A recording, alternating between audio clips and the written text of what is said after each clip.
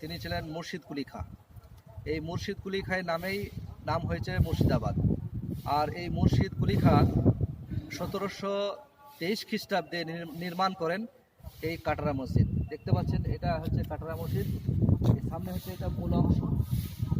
আর এই যে বাইরে আপনারা দেখতে পাচ্ছেন অনেকটা চটান পড়ে আছে, এটা বাইরেকার অংশ।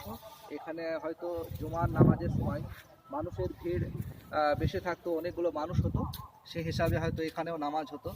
আলহামদুলিল্লাহ। চারিদিকে দেখতে পাচ্ছেন ছোটো ছোটো ঘর করা আছে এবং গম্বুজ করা আছে, হয়তো ওখানে কোনো স্টাডি রুম হতে পারে এরকম।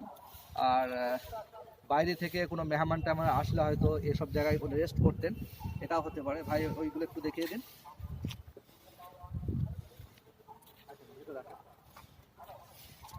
আমরা ভিতরটা একবার দেখে নিই।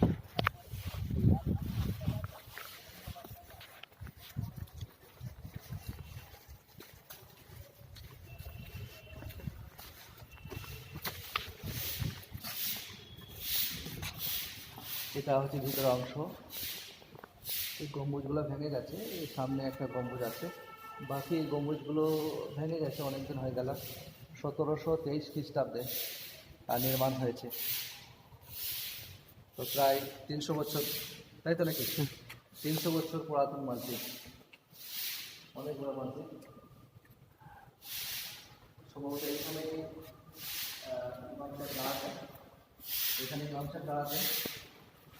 আর এটা হয়তো খুতবা দেওয়ার ছিল, মানে মেম্বার ছিল খুতবা দেওয়ার জন্য। আর এখানে ইমামের মুসাল্লা ছিল। আলহামদুলিল্লাহ। বাস